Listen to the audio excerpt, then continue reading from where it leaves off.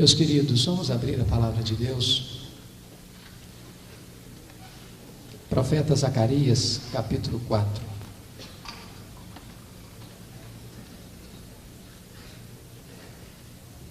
Versículo 6.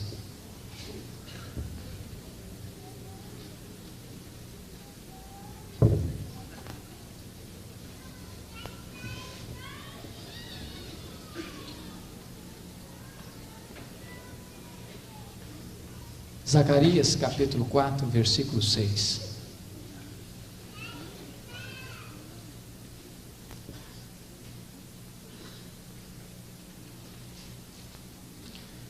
Prosseguiu ele e me disse: esta é a palavra do Senhor a Zorobabel, não por força, nem por poder, mas pelo meu espírito, diz o Senhor dos exércitos.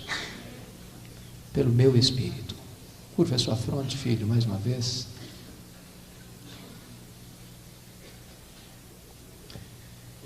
Deus bendito,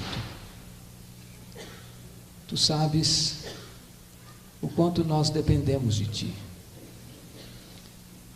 Senhor, nós estamos muito certos de uma coisa: se tu não falares, Deus, esta palavra será um eco no deserto. Mas se tu falares, meu Deus, os corações aqui vão ser abençoados, as vidas aqui vão ser despertadas, e coisas novas e grandes e tremendas vão acontecer. Deus, nós cremos que tu és o mesmo Deus do passado, porque tu não mudas. Tu falaste no passado, tu fizeste coisas grandes e extraordinárias, tu rasgaste os céus e desceste. Deus, nós cremos que tu podes fazer isso conosco. Senhor, aquilo que outras nações experimentaram, aquilo que outros povos receberam, oh Deus, nós precisamos também. Estamos cansados de ver, Senhor, prosperar nesta pátria o engano, o erro, a mentira, o satanismo, a idolatria, a feitiçaria. Senhor Deus, levanta a tua igreja, sopra sobre ela o teu Espírito, Senhor. Acorda este povo santo e mais poderoso da terra, para que o teu povo, na força e na plenitude do teu poder, faça uma grande obra neste país e no mundo. Livra-nos, meu Deus, da reflexão sem a ação. Livra-nos, meu Deus, de estarmos simplesmente tendo deleite e prazer na comunhão, mas não fazendo desta comunhão uma força para ir alcançar outros.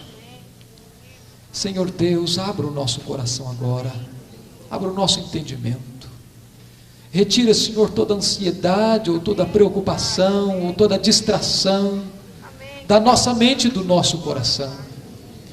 Dá-nos fome da tua palavra e sede de ouvir a tua voz. É o nosso clamor e a nossa necessidade, em nome de Jesus, amém. Queridos, eu quero falar nesta manhã sobre a ação do Espírito de Deus e afirmar que, se não for o Espírito Santo de Deus, possivelmente nenhum de nós estaria aqui nesta manhã. Se não for o Espírito de Deus, a igreja de Cristo não existiria, porque é o Espírito Santo quem nos batiza no corpo de Cristo, é o Espírito Santo quem nos enxerta no corpo de Cristo. Se não for a obra do Espírito Santo, o inferno estaria mais abarrotado do que está, o mundo estaria arruinado e chafurdado no mais pestilento lodaçal da iniquidade. Mas glória a Deus, porque o Espírito Santo existe, porque Ele é Deus e porque Ele age e porque Ele intervém agora, aqui em nossa vida. Eu gostaria de dividir, irmãos, esta palavra em duas partes distintas. A primeira trazendo uma perspectiva histórica, e a segunda fazendo uma aplicação bíblica. Quando penso na questão histórica a respeito da pessoa do Espírito Santo, eu vejo que a Igreja de Deus tem uma grande dívida para com a pessoa do Espírito Santo. Porque historicamente a Igreja não deu a devida ênfase à pessoa e ao ministério do Espírito Santo de Deus. E este aspecto, este sintoma, não é alguma coisa contemporânea apenas, mas recua aos tempos mais idos da história da igreja. Se não vejamos, talvez um dos primeiros postulados teológicos da igreja cristã é o credo apostólico. E o credo apostólico, nós o temos ainda hoje, como parâmetro, como baliza da nossa fé, da nossa crença. E o nosso credo começa sendo: crer em Deus Pai, Todo-Poderoso, Criador dos céus e da terra. Há uma afirmação de crença em Deus Pai, e há uma afirmação e uma declaração da obra do Deus Pai. Quando fala da segunda pessoa da Trindade, creio em Jesus Cristo, que nasceu da Virgem Maria, foi concebido pelo poder do Espírito Santo, padeceu sob as mãos de Pôncio Pilatos, foi crucificado, morto, mas ressurgiu ao terceiro dia. E nós declaramos então que cremos em Jesus, e nós declaramos também sobre a obra e o ministério de Jesus. Mas quando o credo apostólico vai falar sobre a terceira pessoa da Trindade, apenas está dito lá: creio no Espírito Santo, ponto final. Não há uma letra sequer, não há uma palavra sequer sobre a obra do Espírito Santo. E a história da igreja, de certa forma, herda este aspecto de negligência sobre a pessoa e a obra do Espírito Santo. Eu creio que o credo apostólico está correto no que diz, mas ele falha não no que diz, mas no que não diz sobre a pessoa do Espírito Santo.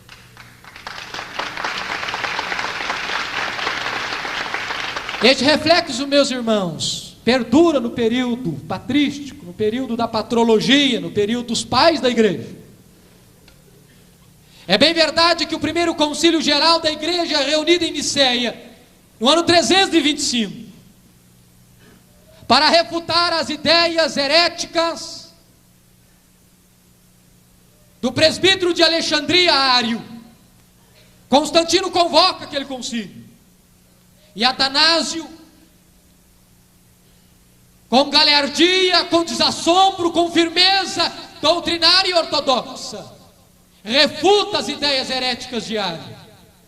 E ali naquele primeiro concílio fica definido a doutrina ou dogma da Trindade. Mas o que se define fundamentalmente ali não é a pessoa do Espírito Santo, mas a divindade de Jesus Cristo.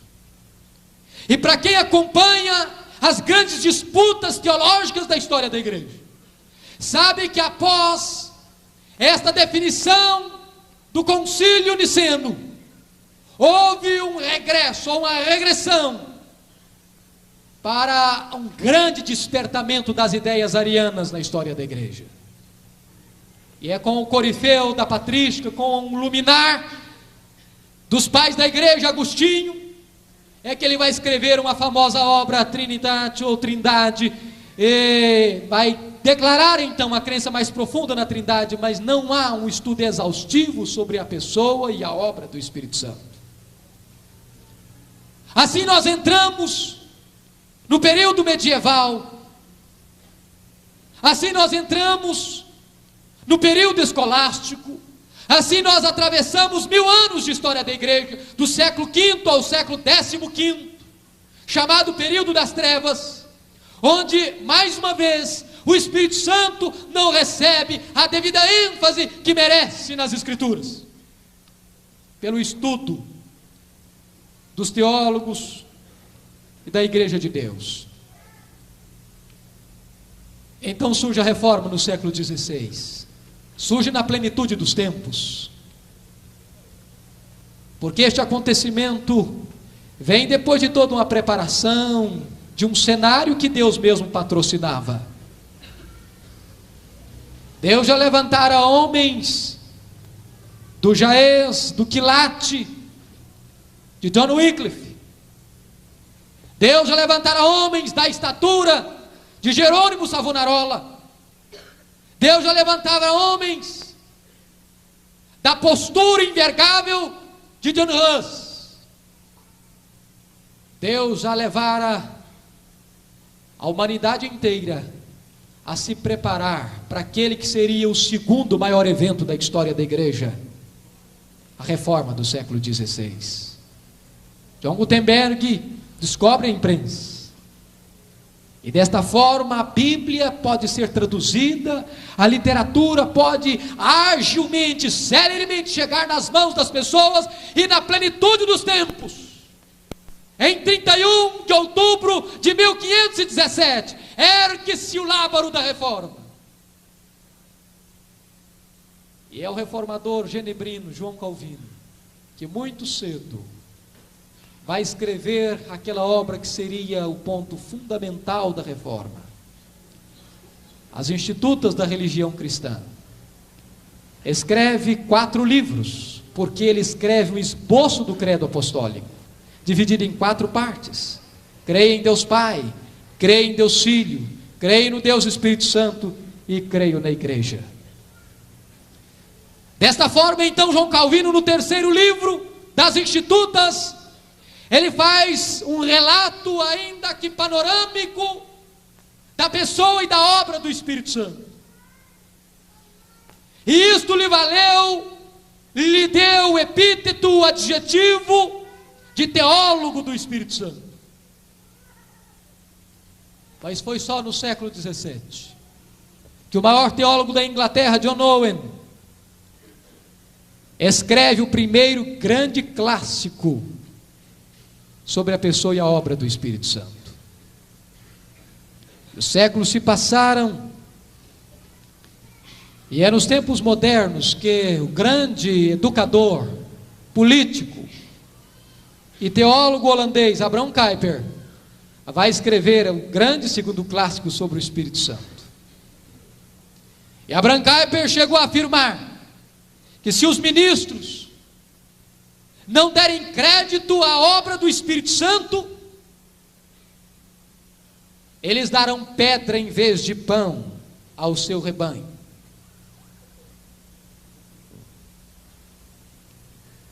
Mas, irmãos, eis que raia o século XX, e o ser humano tem um grande problema. É o problema de ficar ou num extremo ou no outro extremo. E com um movimento que eclodiu em 1906 nos Estados Unidos, chamado movimento pentecostal, a doutrina do Espírito Santo, que ficara tão relegada a um plano secundário, assume uma primazia de interesse. E a partir daí, alguns ramos evangélicos começam a falar quase que apenas e exclusivamente sobre o Espírito Santo. Uma verdade, quando ela é super enfatizada em detrimento de outra verdade, ela pode se desvirtuar. Dr. John Stott escreveu um dos livros mais preciosos para a Igreja de Deus hoje, Cristianismo Equilibrado. Ele diz que nenhuma obra Satanás tem mais pressa em fazer do que levar a igreja para os extremos. Se a igreja não dava importância ou ênfase à pessoa e à obra do Espírito Santo, agora levanta-se um outro grupo e só fala do Espírito Santo, só prega sobre o Espírito Santo, só fala em dons espirituais e se esquece de anunciar todo o conselho de Deus. Enquanto uns têm medo do Espírito Santo e não falam sobre o Espírito Santo e acreditam que os dons cessaram, que o Espírito Santo já não age mais hoje, que o Espírito Santo recebeu uma carteira de aposentadoria e já não age mais. Há outros que pensam que só se pode e só se deve falar sobre o Espírito Santo.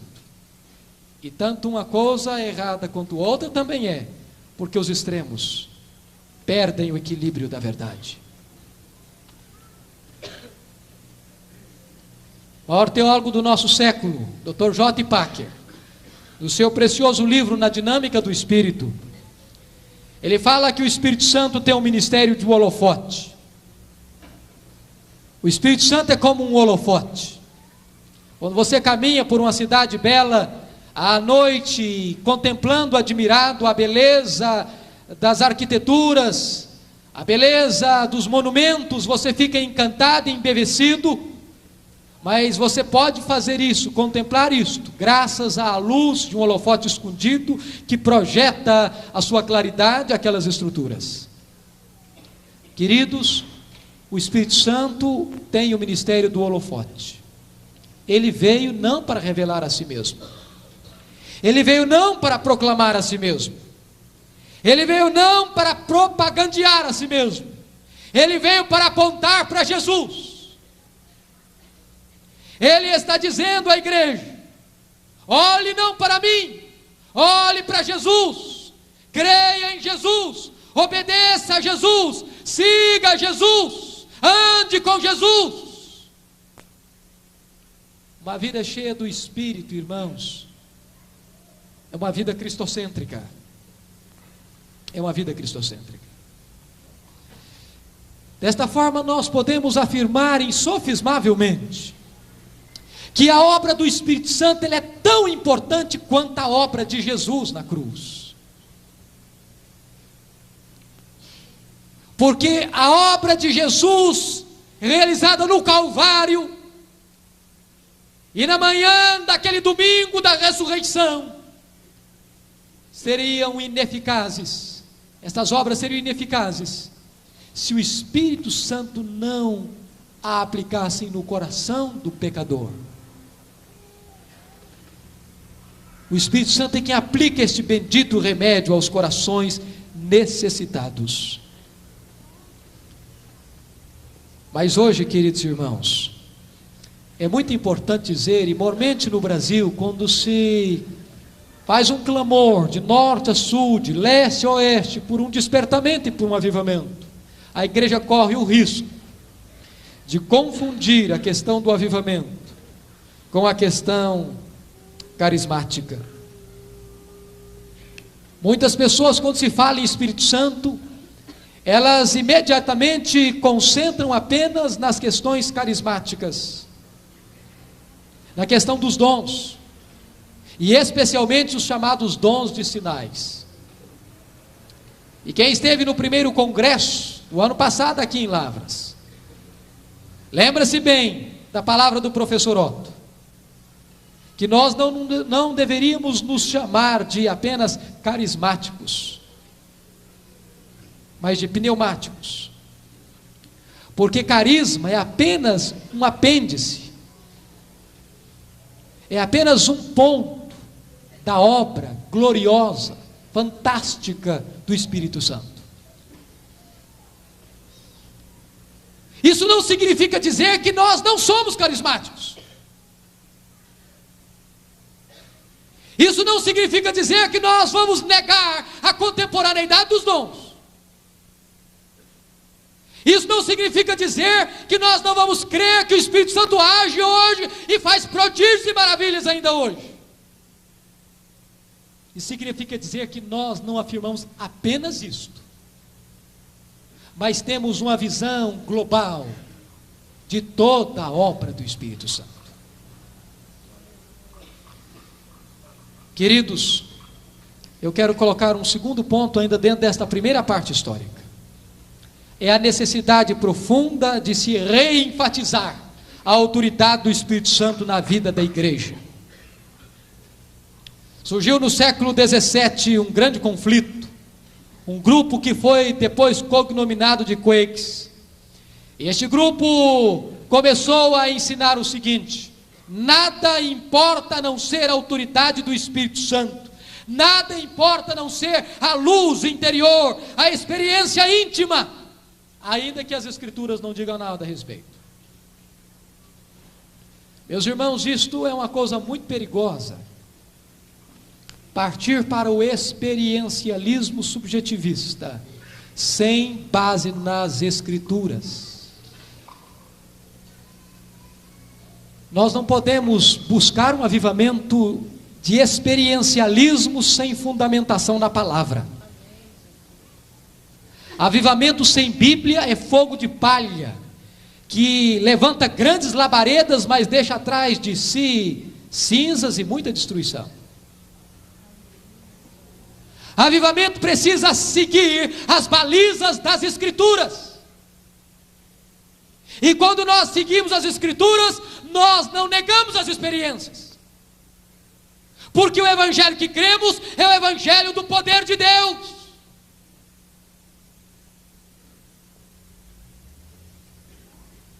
A Bíblia diz que o Espírito Santo dirá tudo o que tiver ouvido.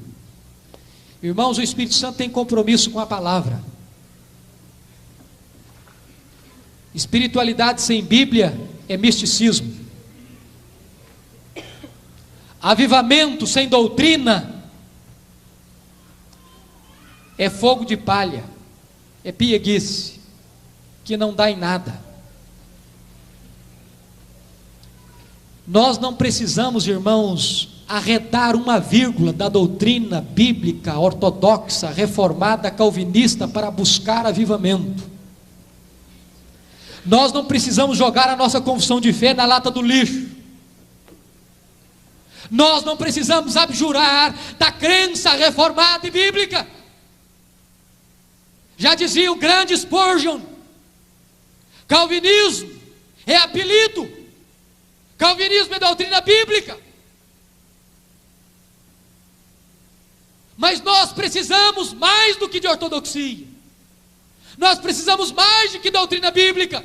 Nós precisamos de poder e do óleo do Espírito. Nós precisamos, não é deixar a doutrina de lado, não, é banhar esta doutrina com o óleo do Espírito.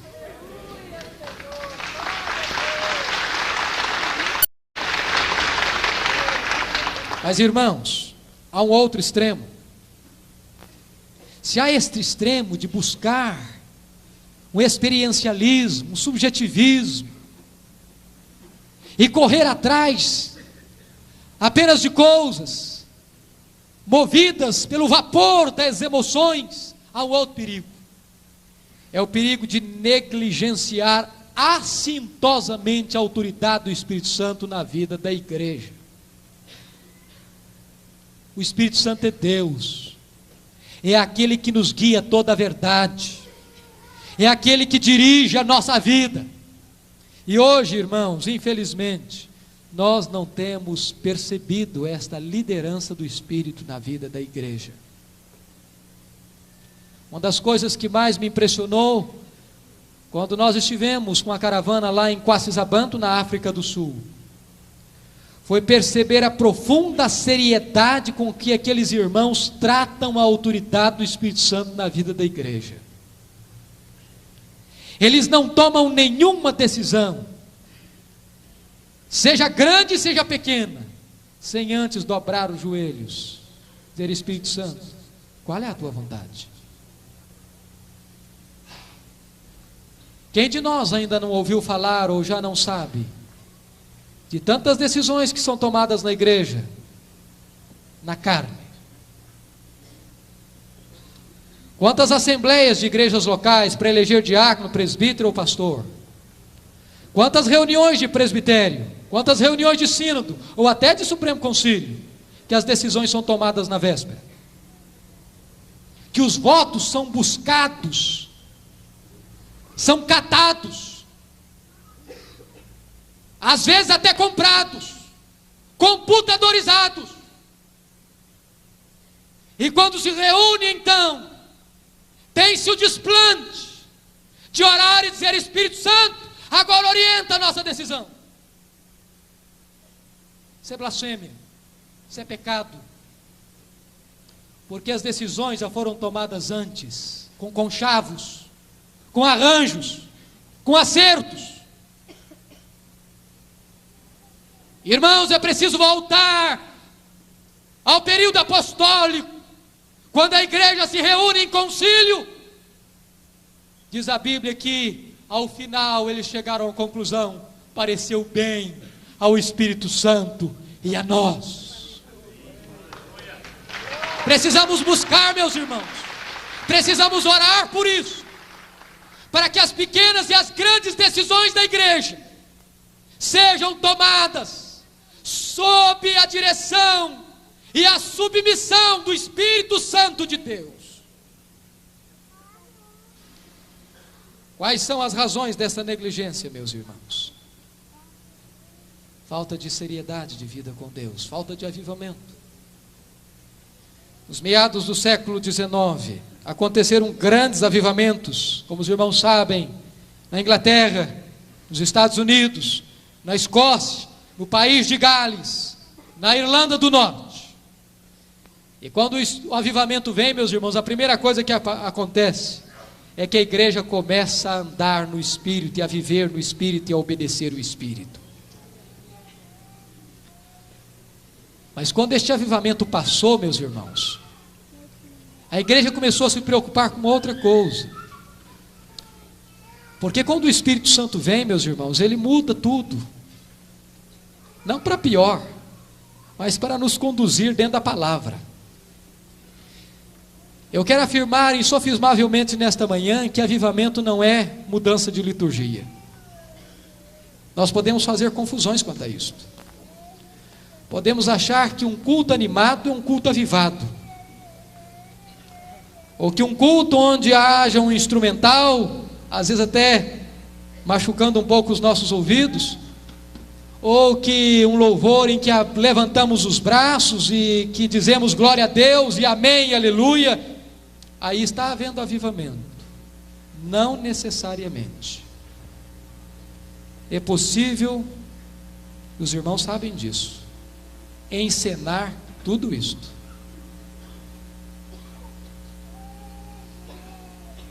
Nem avivamento é culto onde haja um silêncio sepulcral. Mas eu afirmo uma coisa: onde há avivamento, a liturgia muda. Muda no sentido de que há agora temor de Deus. Há agora santidade no coração. Há agora liberdade do Espírito com ordem e decência. Porque às vezes nós achamos que as duas coisas são contrárias e mutuamente exclusivas. Não são. Liberdade do Espírito não é contrário de ordem e decência. E nem ordem e decência significa engessar o culto sem liberdade do Espírito. Uma das coisas que mais me admirou lá na África foi ver a simplicidade do culto. Simplicidade, mas com liberdade do Espírito. Mas eu quero afirmar o seguinte, irmãos: depois do avivamento, normalmente a igreja começa a falar num culto solene. E a palavra culto solene na época, depois daquele avivamento, significou o seguinte: a capacidade intelectual do pastor passou a ser mais importante do que a consagração deste mesmo pastor e o enchimento do Espírito Santo deste mesmo pastor. E quando, irmãos, a igreja começou a dar mais atenção à erudição sem unção,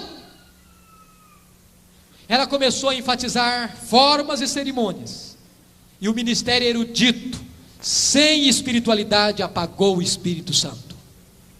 Eu quero dizer, queridos, que o problema não é a erudição. Se nós podemos ter erudição, tanto melhor, mas com unção. mas com revestimento de poder. Porque espiritualidade não é contrário de intelectualidade. Os homens mais cultos, cheios do Espírito, podem fazer muito mais. Mas com esta ênfase da igreja, a igreja começou a ter, depois disso, medo do entusiasmo. Medo do entusiasmo. E eu não sei se você tem um berço presbiteriano como eu, mas talvez você tenha este mesmo problema. Medo do entusiasmo, medo dos excessos, e devemos ter medo de excesso mesmo, porque excesso não agrada a Deus. Mas o grande problema, meus irmãos, é que com medo do excesso, nós corremos para um outro extremo, e nos fechamos no nosso chamado culto solene, mas como o Dr. J. Packer diz, solene, mas morto. E eu fiquei muito impressionado com o Dr. J. Packer, porque eu jamais podia esperar que ele fosse dizer isso no seu livro. Mas ele diz que existem muitos cultos que em nome da solenidade estão mortos, e ele diz, não tem nada mais solene do que um cadáver. J. Packer disse, olha, se você botar um defunto no caixão, com um terno azul marinho e uma gravata de vermelha de bolas brancas, e cercá-lo de flores, é uma coisa extremamente solene, mas está morto. Irmãos, nós temos que ter muito cuidado com isto. Eu temo muito isto, porque via de regra nossa igreja tem muito medo até mesmo de orar. Eu sei que a igreja tem alguns traumas com divisões, eu sei, nós já sofremos com isto, por várias vezes. Mas irmãos, nós sofremos porque tantas vezes se buscou uma vida de despertamento e de avivamento sem Bíblia. E avivamento sem Bíblia provoca divisão mesmo. Mas nós não podemos, queridos, por causa do medo dos excessos, deixar de buscar avivamento. Eu sou de uma época, e olha que eu não tenho tanto tempo assim de formado, no seminário, em que se um aluno se trancasse no quarto 10 horas da noite, depois das 10 horas para orar, ele era olhado com muito cuidado, era um risco, era um perigo para a igreja. Não via tantas vezes a mesma preocupação com o outro colega que ia no bar da esquina e tomava um chopp. Nós temos muito medo de ir além das Escrituras, devemos ter mesmo, mas não temos o mesmo medo de ficar aquém das Escrituras. Conquanto que você não seja um pentecostal, não importa que você seja um presbiteriano adúltero, conquanto que você não seja um pentecostal, não importa se você seja um presbiteriano gelado, medíocre. Não, irmãos, em nome de Jesus, não. Nós precisamos entender uma coisa: não podemos abrir mão da doutrina, mas não podemos também abrir mão do poder.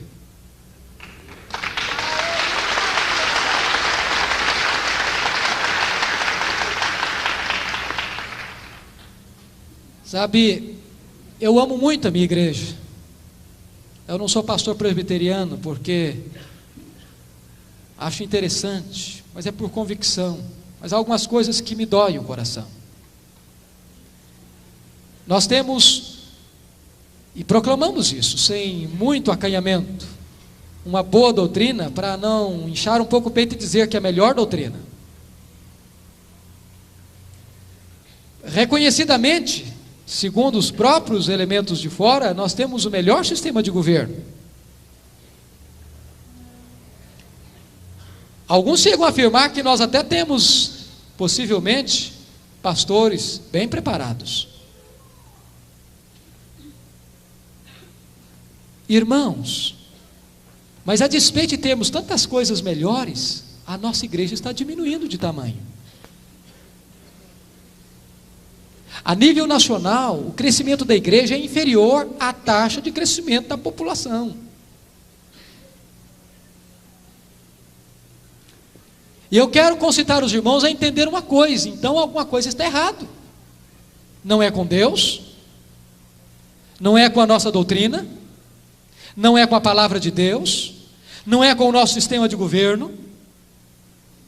Alguma coisa está errada na nossa vida. Jesus disse que a boa semente produziria a 30, a 60 e a 100 por um. Hoje a semente não tem produzido nem a 1%. Se nós multiplicarmos os sermões pregados, ou somarmos os sermões pregados nas nossas igrejas, não dá uma conversão por sermão.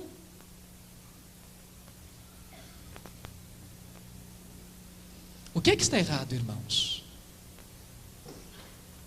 Falta de poder. E eu creio que a igreja está consciente disto. Glória a Deus, porque isto é um bom começo. Mas precisamos começar a perguntar, irmãos. A Bíblia diz que a palavra de Deus é uma palavra de poder. O Evangelho é poder. O reino é poder. Por que é que crescemos tão pouco? Diz a Bíblia lá no primeiro livro dos Reis, que quando Elias ressuscita o filho daquela mulher, daquela viúva de Sarepta, e ela fica entusiasmada e alegre, e ela faz uma declaração tremenda: agora eu sei, agora, que a palavra de Deus na tua boca é verdade.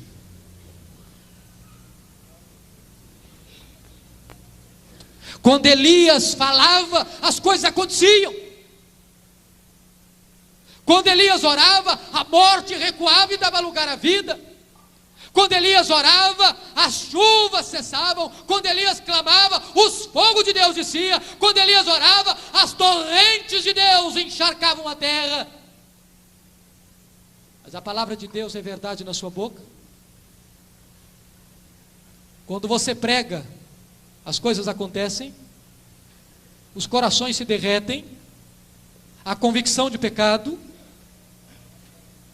Às vezes nós estamos apenas como Geazi, carregando um bordão profético e botando o bordão no rosto do menino morto, mas o bordão na nossa mão não tem nenhum poder. E eu estou certo que pelo menos a grande maioria de nós prega sermões ortodoxos, sermões bíblicos, exposições fiéis às Escrituras, mas as coisas não estão acontecendo. O problema não é o bordão, o problema é quem carrega o bordão. Sabe, irmãos, eu creio firmemente que chegou a hora da igreja começar a pensar sobre estas coisas. Mas eu quero partir para o segundo ponto da minha palavra, da minha meditação com os irmãos. Agora, numa perspectiva bíblica sobre o Espírito Santo. A igreja precisa examinar qual é o ministério do Espírito Santo na vida da igreja. E uma das primeiras coisas que eu encontro na Bíblia é que o Espírito Santo convence de pecado. Sejamos honestos, irmãos, o maior problema que nós enfrentamos hoje é a pequena convicção de pecado que nós temos tido. Nós estamos nos acostumando com o pecado. O pecado está se tornando uma coisa comum, corriqueira, normal, e nós já começamos a dizer: não, isso não tem nada a ver, todo mundo faz. Já é comum, já é normal, nós vamos nos adaptando, vamos nos adequando, vamos nos conformando, vamos nos contemporizando. E meus irmãos, a primeira coisa que precisa existir se queremos avivamento é remover o entulho da nossa vida. Enquanto os poços da nossa vida estiverem como os poços de Isaac, cheios do lixo dos filisteus, não haverá o borbulhar das águas vivas de Deus na nossa vida. Assim como Deus disse para Josué e os seus anciãos, prostrados com o rosto no chão, cobertos com cinza, que oravam por causa da derrota fragorosa que o povo de Deus sofreu, Deus tocou Josué e disse: pode ficar em pé, meu filho, não precisa orar, não adianta orar, tem pecado no meio do arraial. Enquanto não for removido, eu não serei convosco. Enquanto não for removido, não podereis resistir aos vossos inimigos. Deus não deixa a igreja vencer se há pecado no meio dela.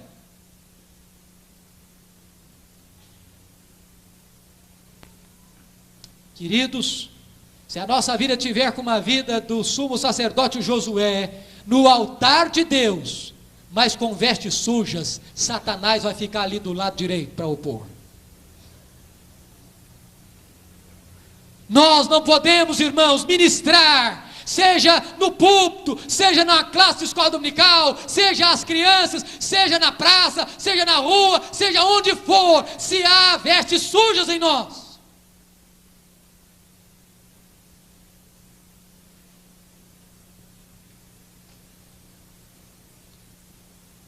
Os irmãos sabem que no século passado houve um grande avivamento na Escócia, berço do presbiterianismo.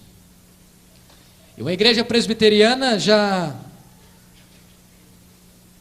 trabalhara há 10 anos, sem que houvesse nenhuma conversão, a despeito do esforço extenuado do pastor e de algumas pessoas da igreja.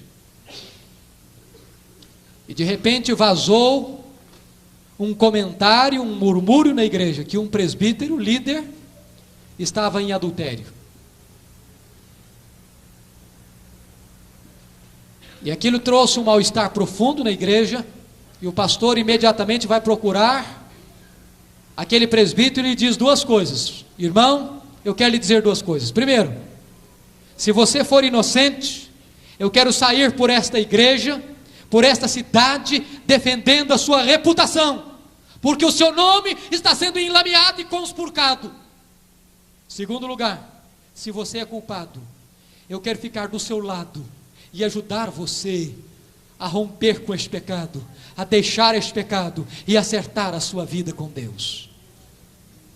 E aquele presbítero começou a chorar e disse: pastor, não apenas é verdade, como não é toda a verdade.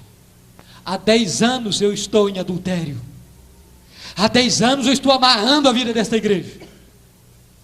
E naquele mesmo domingo, aquele presbítero foi à frente da igreja e em lágrimas confessou o seu pecado, arrependeu-se do seu pecado. Naquele mesmo culto, 10 pessoas se renderam a Jesus. E dentro de poucos meses, aquela igreja presbiteriana liderava um grande avivamento naquela cidade. E o fogo de Deus incendiou a Escócia no século passado. Irmãos, é preciso atacar isto.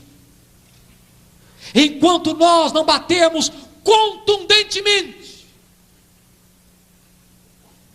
nesta questão do pecado, irmãos, eu sei que é uma mensagem dura e difícil, como nós ouvimos aqui sobre arrependimento, mas se nós não fizermos isso, irmãos, não haverá possibilidade de haver avivamento. Não adianta botar uma máscara ou pintar com alguns cosméticos ou dar uma feição diferente. É preciso mudar mesmo de vida. É preciso pregar corajosa e veementemente sobre esse assunto. Não pode acontecer como aconteceu na mesma Escócia no século passado. O pregador foi a uma igreja fazer um trabalho. De repente, quando ele se levanta para ir ao púlpito, um irmão puxou o paletó e disse: olha, pastor, o senhor não pode pregar aqui sobre o jogo, porque tem algumas pessoas aqui importantes na igreja que gostam de um baralhozinho, de uma fezinha e tal. Então seria muito constrangedor se o senhor tivesse que tocar nesse assunto. Aí ele vai um pouquinho mais à frente, alguém puxa um paletó e diz: olha, pastor, não fala aqui sobre bebida alcoólica não, cerveja, vinho, porque os presbíteros aqui gostam de um gole, e o senhor vai constrangê-los muito, esses homens não podem ficar chateados comigo.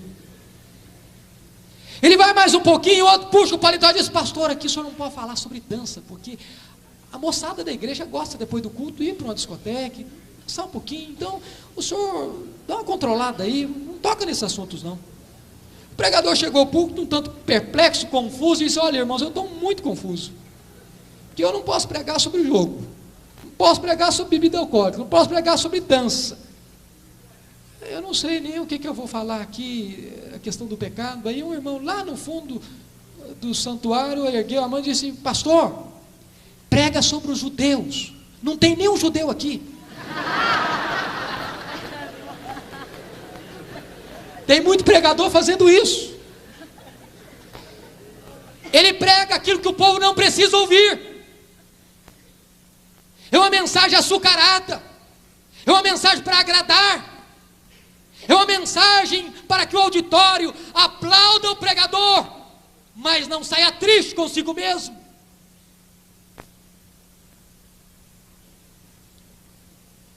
Eu gosto muito de ler Antônio Vieira, não por causa da sua teologia, mas por causa da sua beleza retórica. E há uma coisa que ele disse que é verdade. Falando da parábola lá do semeador, ele disse que a semente que caiu à beira do caminho, aconteceu duas coisas com ela: os homens pisaram e as aves dos céus a comeram. E ele dizia então: a semente que o diabo tem pressa em comer é a semente que os homens têm pressa em pisar. Porque aquela semente que os homens não pisam, o diabo não tem pressa em comê-la. Aquele sermão em que depois da pregação o pessoal passa: oh, mas que beleza, pastor, mas que mensagem maravilhosa, mas continua com a mesma vida, com o mesmo pecado. Essa semente o diabo não tem pressa em comer. Que o auditório saia triste consigo mesmo, ou até triste com o pregador, mas que se arrependa. Esta é a palavra de Deus. Meus irmãos, segundo lugar, o Espírito Santo não só convence de pecado, o Espírito Santo é aquele que regenera. George Whitefield pregou 300 vezes sobre o novo nascimento. Chegou um ponto que o povo estava saturado de ouvir essa mensagem. Ele disse: olha, você não tem outro sermão não? Eu falei: enquanto você não nascer de novo, eu não paro de pregar. Agora, há um livro, foi lançado recentemente, Crentes que Precisam de Salvação. Interessante isso. Tem muito crente, irmãos, que não converteu-se ainda, não foi regenerado ainda, não é nova criatura ainda, ele fez apenas algumas reformas, mas a estrutura é a mesma. Tem muita gente que acha: o fulano de tal parou de fumar, parou de beber, reconciliou com a mulher, aluno da escola dominical, agora está tudo bem. Está igual a história do Eliseu lá. Ele começou a orar, o menino aqueceu, mas ele não parou, ele não queria apenas aquecimento, ele queria vida. Tem muita gente na igreja que apenas está aquecido, mas ainda não tem vida. Eu acho bonito quando Jesus fala para Nicodemos, e foi um discurso longo com ele, e ele não entendeu a coisa. Diz: olha, eu vou te ilustrar uma coisa.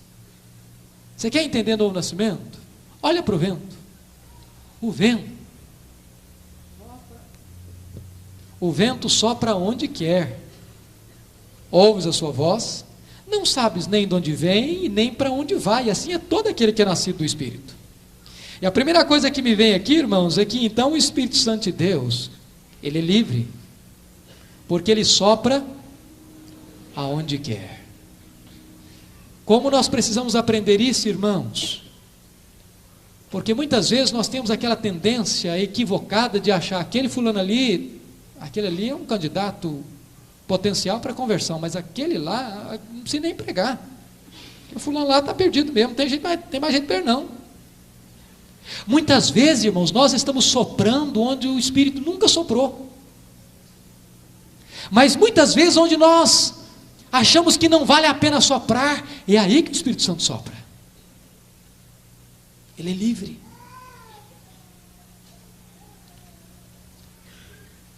Há uns meses atrás nós tivemos lá na primeira igreja presbiteriana de Vitória um testemunho que me marcou profundamente. Quando eu ouvi, num sábado à noite, eu chorei o tempo todo e com um pouco de preocupação eu chamei os presbíteros da igreja.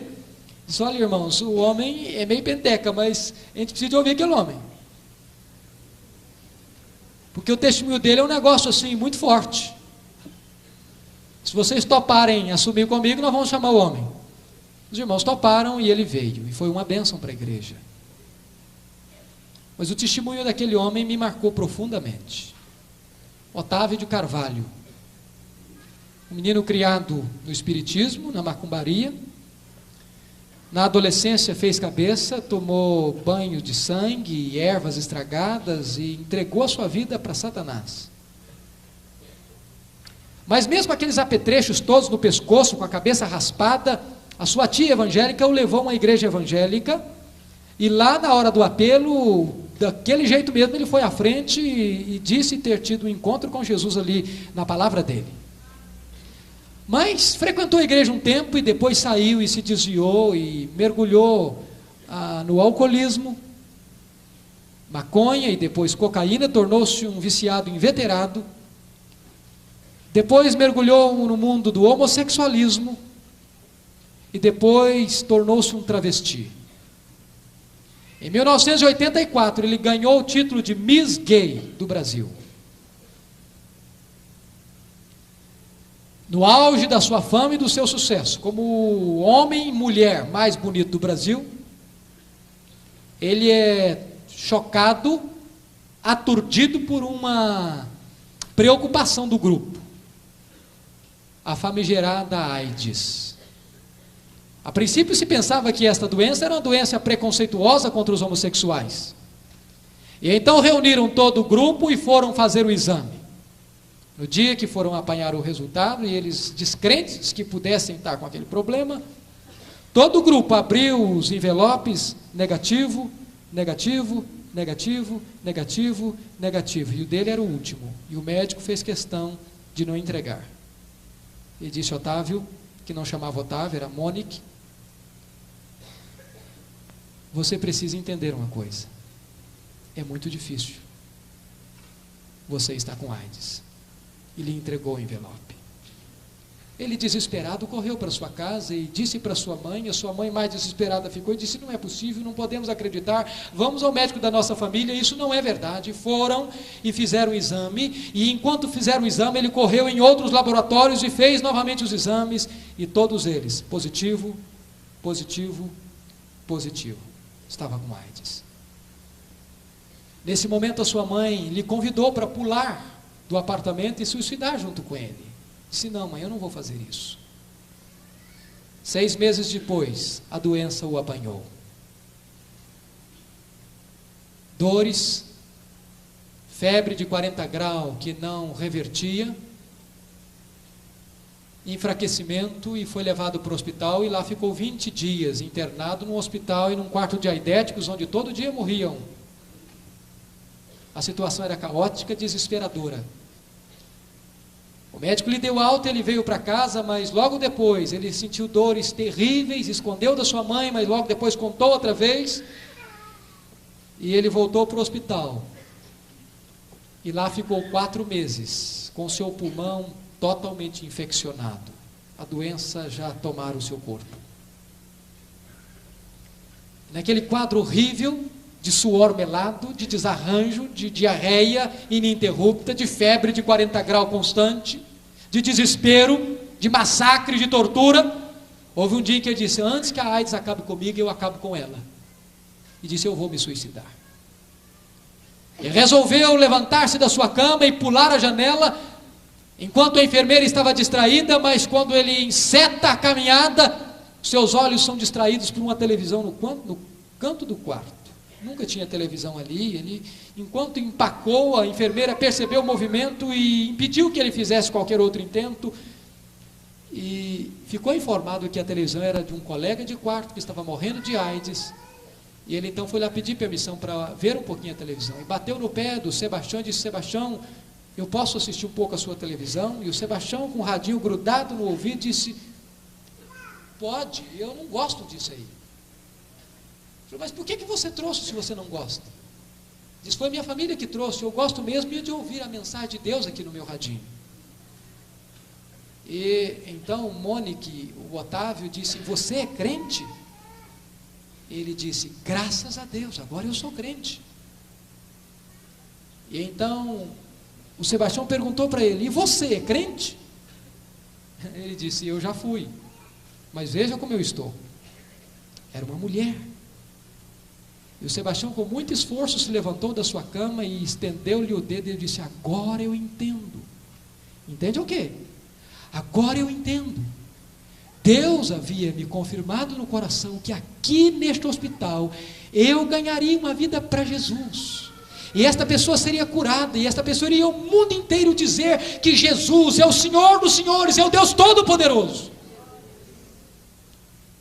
E o Otávio ficou muito espantado e disse, você está brincando, Deus não tem nada a ver com um homem como eu, olha o que eu sou, eu estou morrendo de AIDS. E ele disse, amanhã mesmo você sairá de alta deste hospital. O Otávio então lhe disse, mas então se este Jesus que você fala tem tanto poder, por que ele não cura você também? Por que ele só tem poder para curar a mim e não a você? E o Otávio lhe disse, porque este é o seu propósito.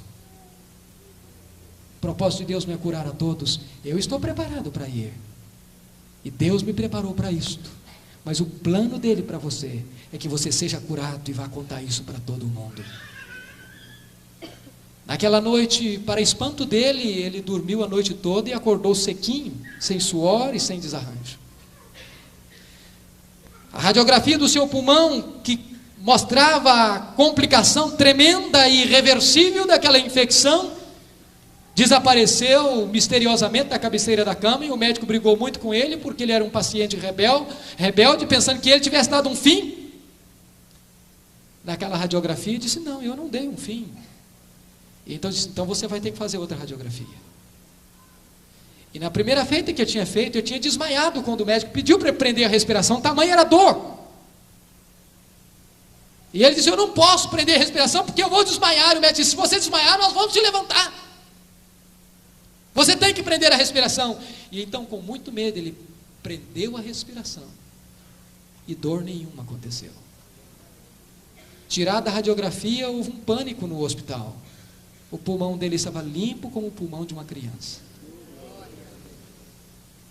Mas chegou o médico que cuidava dele há 4 meses, porque este era um médico plantonista, e disse, olha Otávio, alguma coisa está errada, talvez eles trocaram a sua radiografia. Não pode ser, não é a sua, você está com uma infecção terrível e eu estou te acompanhando há 4 meses, vamos voltar à sala de radiografia e vamos tirar outra, porque isso não é verdade. Voltaram e tiraram a outra radiografia, pulmão limpo como de uma criança. E naquele mesmo dia então ele teve alta.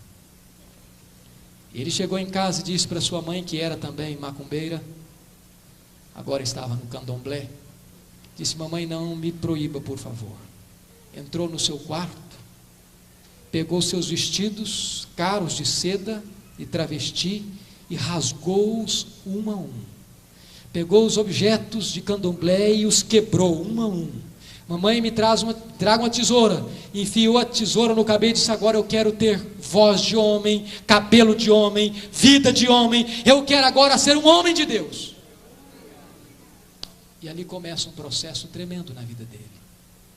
Foi para uma igreja, e Deus disse para um adolescente, logo depois de adolescente, uma jovem, muito moça ainda, você vai orar por um moço com doença incurável. E naquela oração mesmo, Deus havia lhe confirmado, este moço vai ser o seu companheiro. Mas ela era namorada e noiva de um músico da igreja. E ela orou por ele. E não tardou para que ela começasse a gostar dele. Quando declararam isso para ele, ele a procurou e disse, olha filha, você é louca.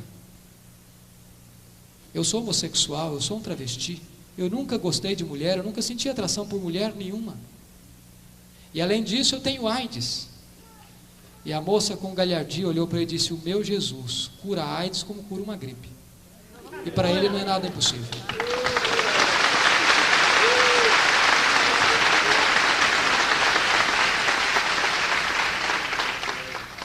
Para encurtar a história, os dois se casaram. Deus mudou os sentidos naturais dele. E ele disse: eu tive uma lua de mel absolutamente normal, tenho uma vida sexual absolutamente normal, até que um dia minha mulher ficou grávida. E ele percebeu isso, porque Deus lhe mostrou no coração antes de fazer o exame, e ele teve o ímpeto de chegar diante da igreja e disse: olha, minha mulher está grávida e vai ter um filhinho, ele vai chamar Mateus.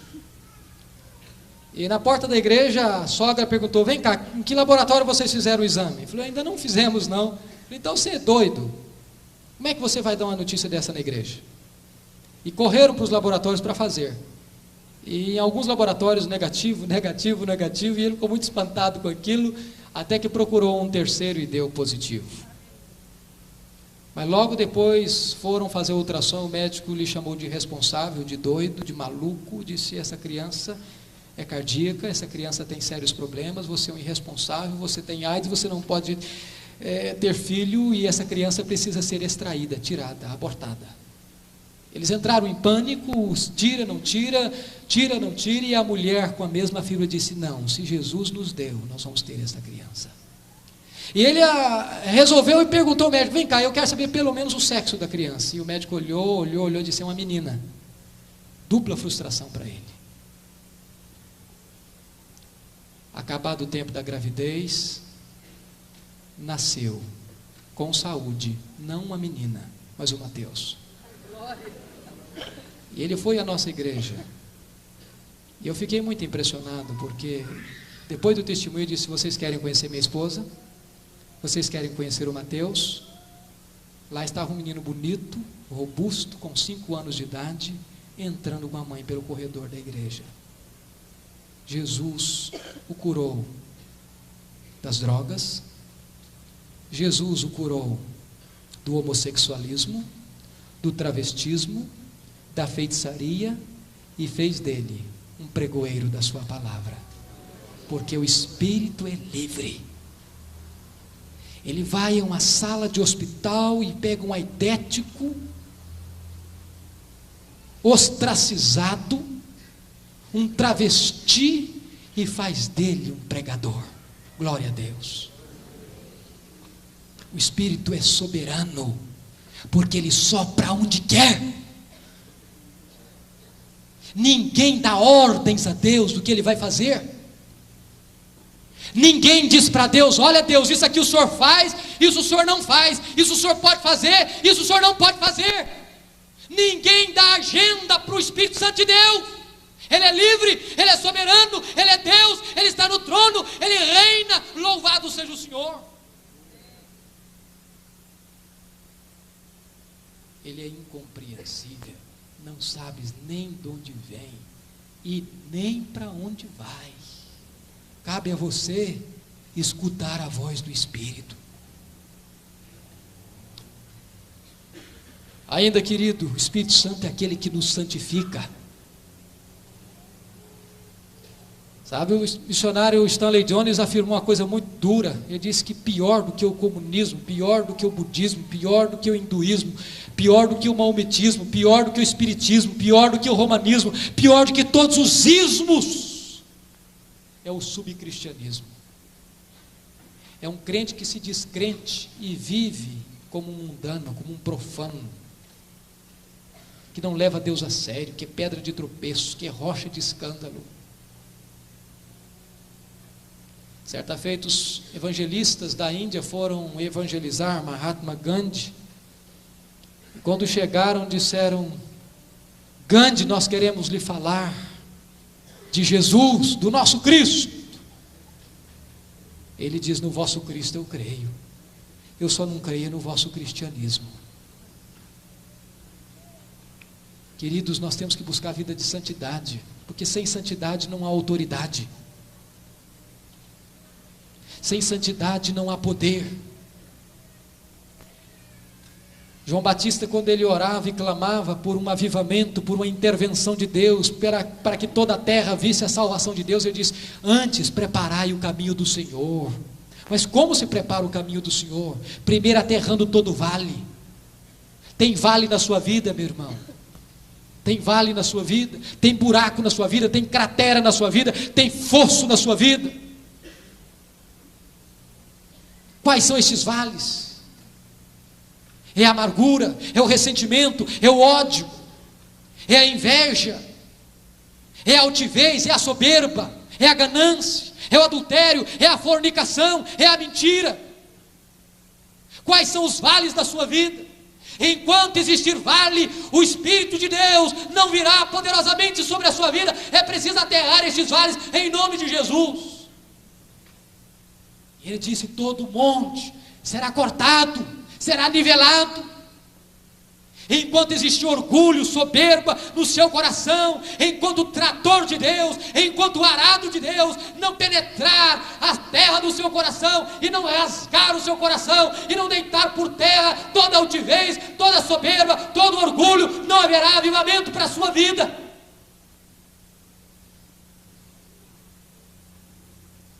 Todo caminho torto tem que ser endireitado. Vida dupla, máscara, capuzes, mentira. Uma vida na igreja, outra vida dentro do lar. Como Naamã, herói lá fora, em casa leproso. Enquanto você tiver a vida dupla, enquanto você usa máscara, enquanto você tiver a vida de farsa, de mentira, de engodo, de engano, não haverá avivamento. O caminho torto tem que ser endireitado em nome de Jesus. O caminho escabroso tem que ser alisado. Caminho escabroso é caminho fora do lugar. Meu irmão, o que está fora do lugar na sua vida? É a leitura da Bíblia? É a oração? Você é dizimista? Ou você está fora do lugar nesta área? Você tem roubado de Deus? O seu casamento está fora do lugar? Você ama a sua esposa? Você se dedica à sua esposa? Você é submissa ao seu marido? Filho, você está fora do lugar em relação à obediência aos seus pais? Você é obediente a eles, submisso a eles, amoroso, compreensivo?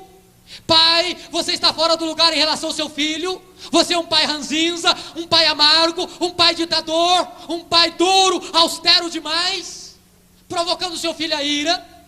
Se você estiver fora do lugar, Deus não pode abençoar a sua vida, e o Senhor não pode manifestar-se através da sua vida. Preparai o caminho do Senhor. Você está fora do lugar em relação à sua igreja, meu irmão?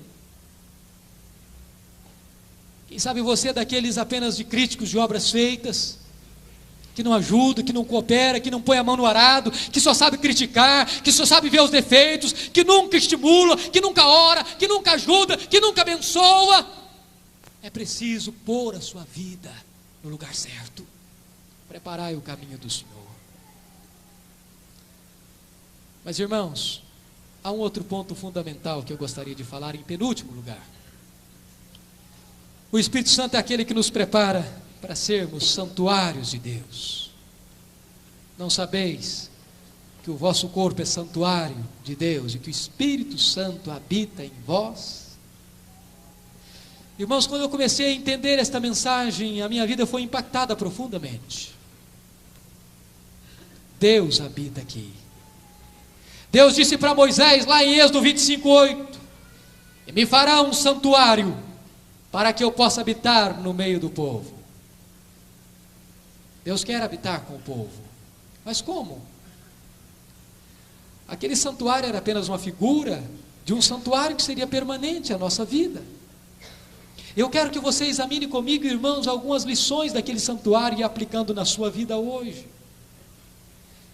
Deus ordenou que Moisés escolhesse uma madeira, e ele mesmo disse: olha, todo o santuário será feito segundo as minhas ordens, e tudo quanto eu falar, todo o meu projeto há de ser feito, porque Deus queria que a nossa vida fosse totalmente submissa ao Senhor Deus. E Deus disse: olha, é a madeira de acácia. Por que madeira de acácia? Por que Deus não escolheu os cedros do Líbano? Por que Deus não escolheu madeira nobre? Por que Deus não escolheu as madeiras de lei da época? Foi escolher logo a acácia, uma madeira do deserto, torta, espinhosa, que nenhum marceneiro a escolheria, porque a acácia é símbolo da maldição do pecado, da natureza humana. Mas agora imagine comigo, a primeira coisa que era para ser feita é que agora os lenhadores tinham que sair de machado em punho e ir lá derrubar as árvores, cortar as raízes. Se você quer ser santuário de Deus, habitação de Deus, irmão, o machado de Deus tem que cortar as raízes que ligam você ao mundo, ao deserto, ao pecado.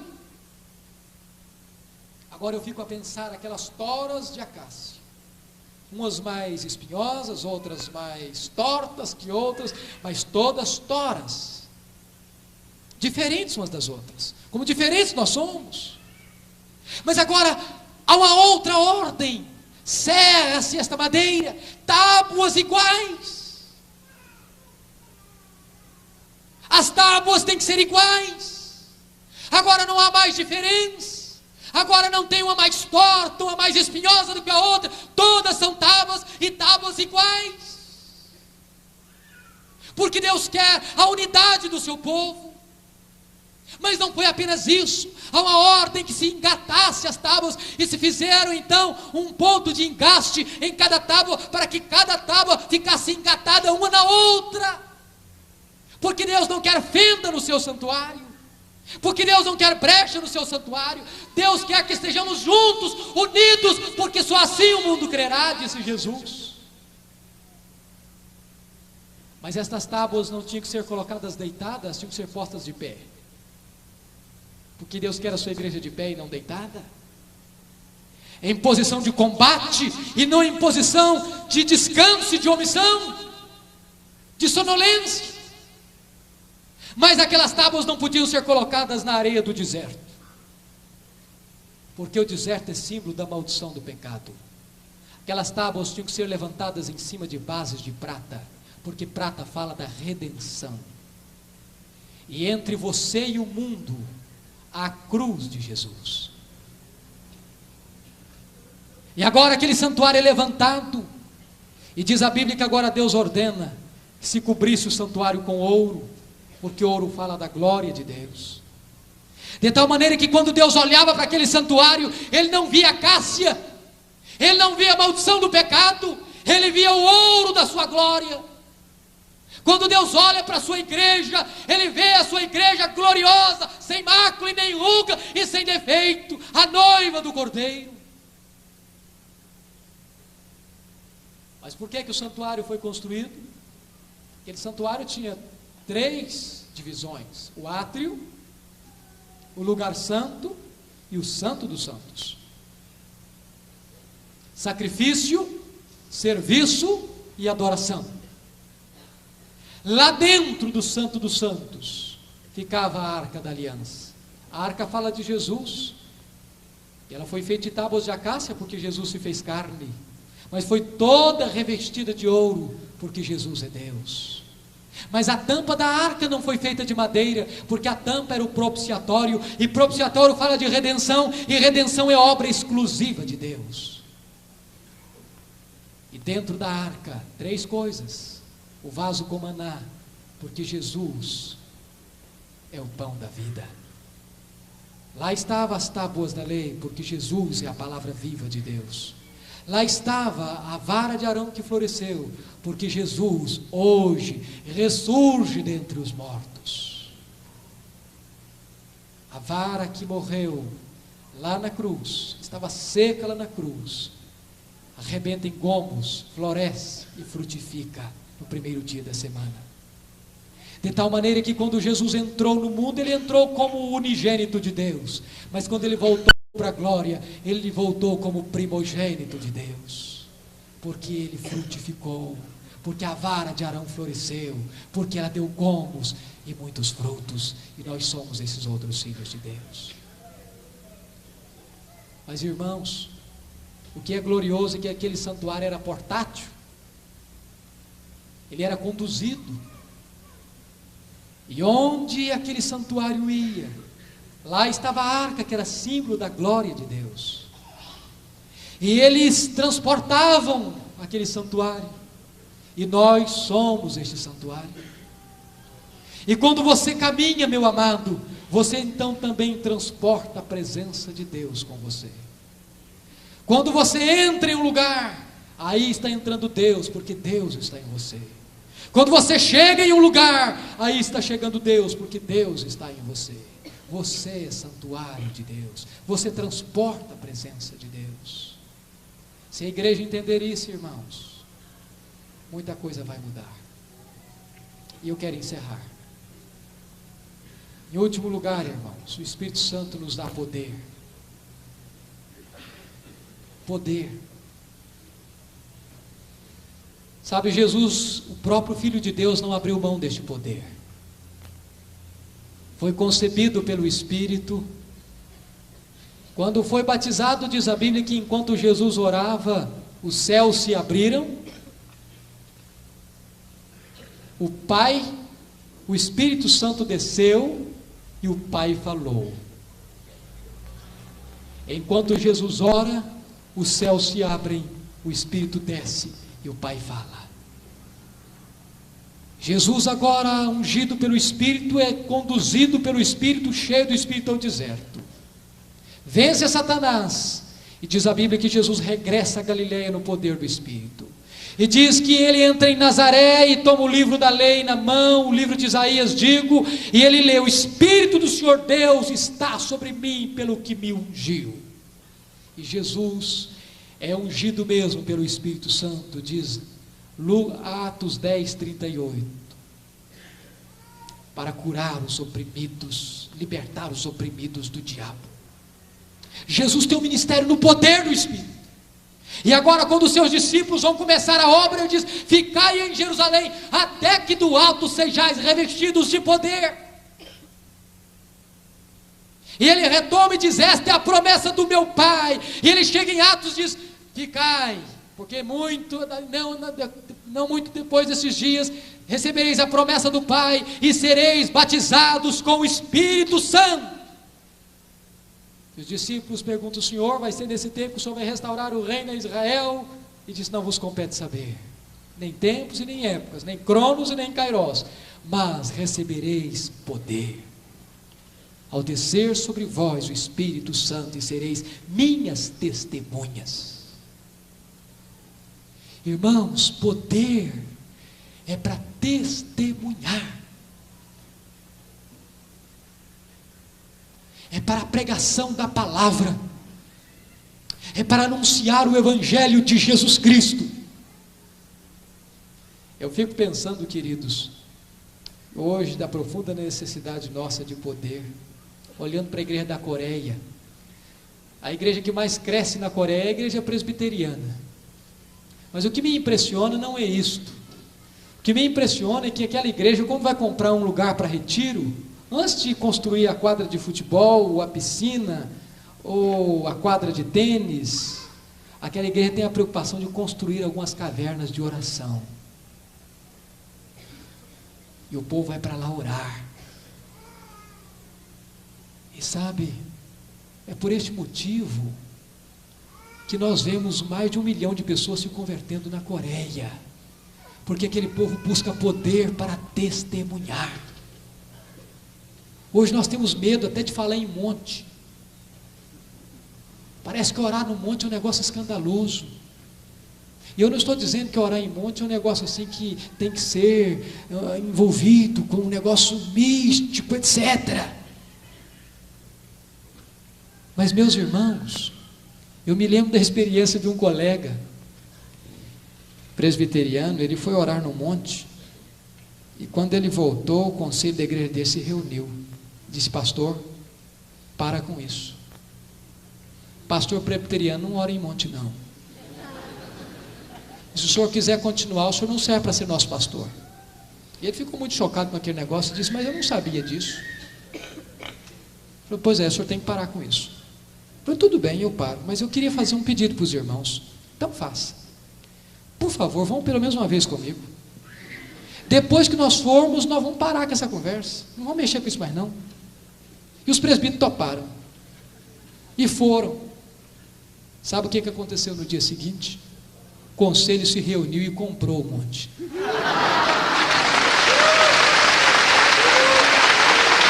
Glória a Deus. Mas isso é o menos. Fizeram do monte um lugar de oração. Mas sabe o que aconteceu? Esta igreja tem hoje 2 cultos por domingo, porque um só não comporta todo o povo. Sabe, irmãos, nós não podemos ter medo de Deus. Nós não podemos ter medo de orar. Nós não podemos ter medo de buscar o Senhor desde que nós estejamos dentro da palavra.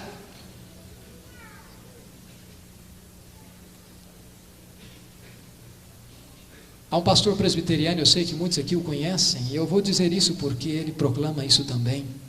Pastor Ricardo, que está na igreja 12 de agosto em Aracaju. Quem o conheceu no seminário disse que ele era aquele tipo de seminarista que dava úlcera em calouro. E ele terminou o seu curso no seminário e foi para a sua igreja do mesmo jeito que saiu do seminário. Encontrou uma moçada também no mesmo estilo dele e juntou a fome com a vontade de comer. Não gostava de orar. Mas um dia um grupo de pastores da cidade o convidou para orar. E ele foi. Muito a contragosto, mas foi. Em lá chegando, eles se ajoelharam e todos começaram a orar e ele também se ajoelhou. Mas ele não aguentou orar, porque quem está na carne, irmãos, oração é um negócio entediante, cansa, fadiga. E ele então resolveu: você quer saber de uma coisa, que eu vou embora, eu não vou ficar aqui. E ele então se levantou e se dirigiu à porta de saída, e quando ele estava quase se aproximando da porta, este moço foi jogado, literalmente pelo Espírito de Deus, ao chão. E eu quero dizer para os irmãos que nós não podemos confundir, como disse o Dr. Lloyd Jones, histeria com obra do Espírito. Esse negócio de gente cair, chorar, da tremelique, da tremedeira e fazer um monte de coisa a mais e levantar do mesmo jeito que caiu, isso é histeria, isso é obra da carne. Mas aquele moço caiu e chorou 1 hora no chão, mas se levantou um outro homem. Glória a Deus. Ele chegou em sua igreja e começou a pregar sobre novo nascimento, sobre santificação, sobre enchimento do Espírito Santo, e a igreja foi revolucionada pelo poder de Deus. E aquela igreja está provocando e produzindo uma obra extraordinária em Aracaju. A última informação que eu tive do Ricardo é que numa conferência missionária naquela igreja, ele recebe o chamado de Deus para ir para além mar e trabalhar com as missões estrangeiras. Irmãos, nós precisamos de poder. Se queremos um ministério abençoado, não podemos abrir mão de poder. Eu achei muito interessante que eu fui pregar em Recife, na formatura do seminário, há 2 anos atrás, e ao término da minha mensagem, um irmão bateu no meu pé e disse: olha, o senhor tem que sair pela porta dos fundos. Eu falei: por quê? Porque esse tipo de sermão não se pode pregar aqui em Recife. Eu não sabia disso. Mas um seminarista, mas ele estava brincando. Deus abençoou aquela palavra. E um seminarista correu para mim, me abraçou e chorou e disse: eu preciso te dizer uma coisa. Deus tem me tocado profundamente. E eu preciso dizer uma experiência para você. Eu falei: o que foi? Eu fui pregar na igreja do Ricardo, depois dessa experiência. E os irmãos sabem que seminarista do 4º ano tem a impressão de que é o maior teólogo do mundo. E que não deve nada a Spurgeon. E ele então colocou os melhores sermões na sua pasta e corajosamente foi para Aracaju. E quando ele chegou na casa do pastor Ricardo e estava ali, não tardou para que uma mulher chegasse, desesperada, e disse: pastor, pelo amor de Deus, o senhor precisa correr lá perto de casa, tem uma mulher possessa, quebrando tudo dentro de casa, e ninguém consegue controlar a mulher. E o pastor Ricardo disse: que coisa interessante, acaba de chegar um homem preparado para isso. E o seminarista tremeu dos pés à cabeça e quase fez como James Kennedy: eu vim avisar que eu estou indo embora. Mas ele não conseguiu dizer isso. E o pastor disse: agora nós vamos lá. E o seminarista foi tremendo, com calafrios na alma. E quando chegaram, o quadro era pior do que tinha se pintado. De longe se ouvia grunhidos e gritos. E quando chegaram, solenemente o pastor Ricardo disse: seminarista, o quadro é todo seu, pode entrar.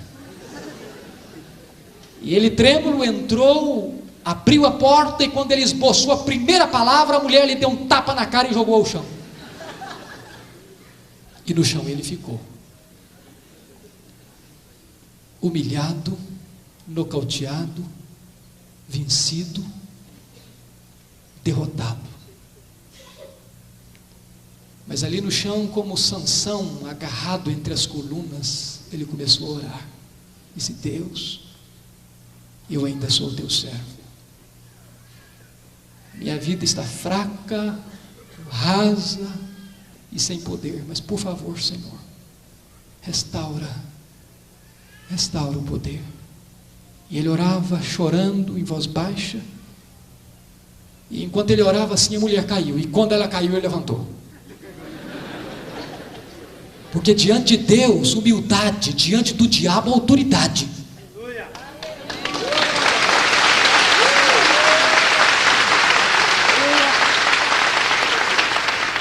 E ele então expulsou o demônio daquela mulher e disse: nunca mais eu quero ser o mesmo homem. Eu compreendo que eu não posso exercer o ministério sem poder. Irmãos, nós precisamos deste poder. Sabe, se a igreja começar a perceber qual é o poder que está à sua disposição, esta igreja revoluciona uma nação. Preguei domingo passado em nossa igreja lá em Vitória e contei um fato chocante, que talvez muitos de nós aqui não sabem, que uma das ditaduras mais opressivas do mundo era na Romênia. Ceausescu era um homem carrasco, sanguinário. Reinava na Romênia um regime de opressão, de perseguição, de morte, de fome, de sangue. Uma polícia secreta terrível. No dia 15 de dezembro, agora, de 1989, há menos de 4 anos atrás, a polícia chegou à casa do reverendo Toderic, pastor reformado, na cidade de Timisoara, para expulsá-lo. E os 200 membros da sua congregação rodearam a casa, impedindo a polícia que o expulsasse. A polícia correu para buscar reforço, e o povo de Deus engrossou fileiras, e uma pequena multidão se ajuntou ao redor da casa, para resistir.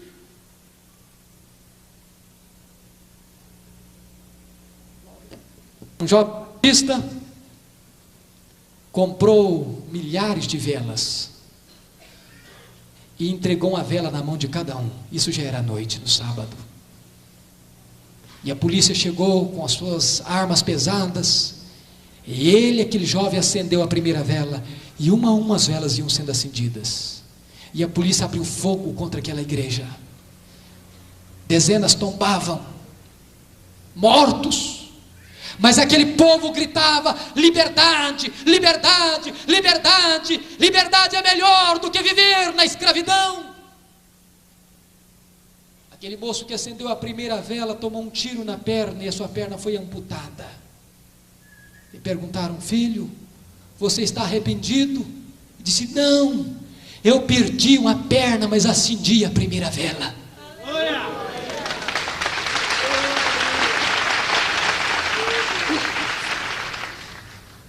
O povo romeno começou a descobrir uma coisa: que a liberdade é maior do que a vida. Uma moça pentecostal de Timisoara começou a cantar em praça: nós não somos criaturas feitas ao acaso, nós não somos macacos, nós somos criaturas de Deus. Deus existe, Deus existe, Deus existe.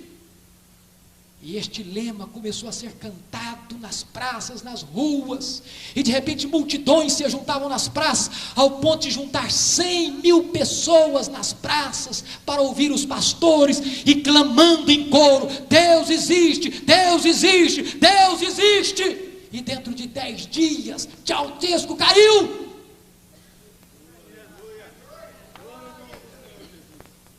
E para dizer uma verdade gloriosa, a igreja da Romênia, nesses 3 anos, está passando por um poderoso avivamento, glória a Deus. Irmãos, o povo de Deus, revestido do poder do Espírito Santo, pode coisas tremendas, porque o seu Deus é o Deus Todo-Poderoso. Que Deus nos dê graça, filhos, para sairmos daqui no poder de Deus, para destruir fortalezas, para anular sofismas e para levar este evangelho de poder e no poder do Espírito a todos os rincões da nossa pátria, aos becos, aos cortiços, às praças, aos apartamentos, às favelas, para que Deus salve esta nação. Curva a sua cabeça, por favor.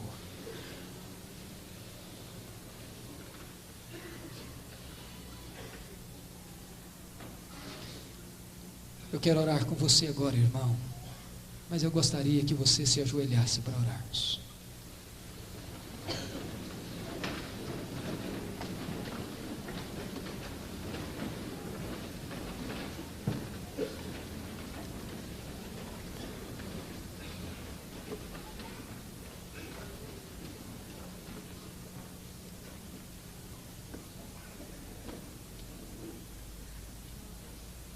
Deus querido,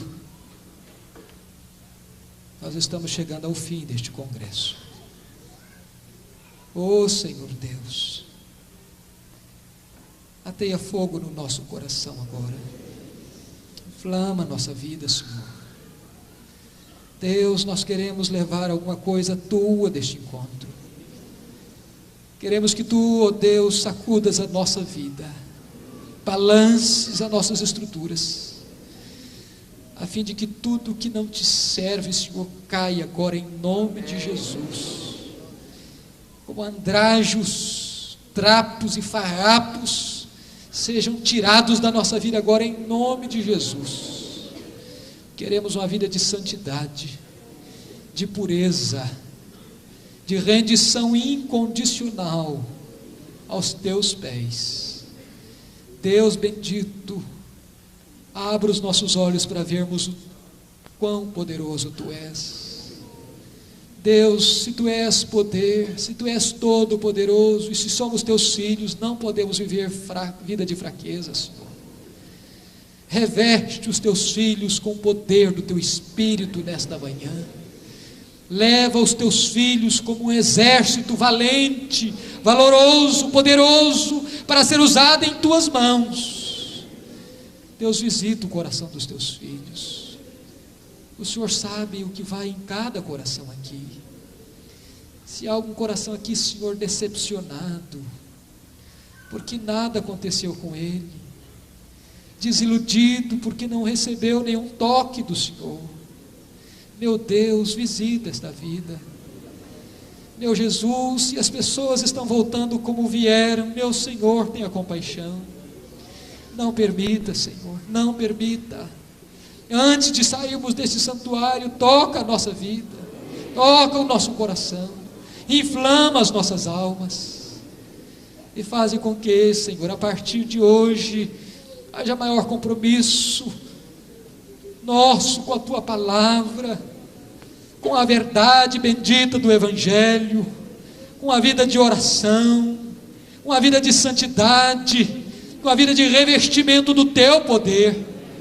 Abençoa os Teus filhos e faze de nós, meu Deus, uma igreja viva para o Deus vivo, uma igreja que possa invadir as portas do inferno, uma igreja que possa neutralizar as estratégias do diabo, uma igreja que possa arrancar vidas do império das trevas, uma igreja que pode arrebatar vidas do fogo, uma igreja que possa ter o fogo do Espírito para livrar vidas do fogo do inferno.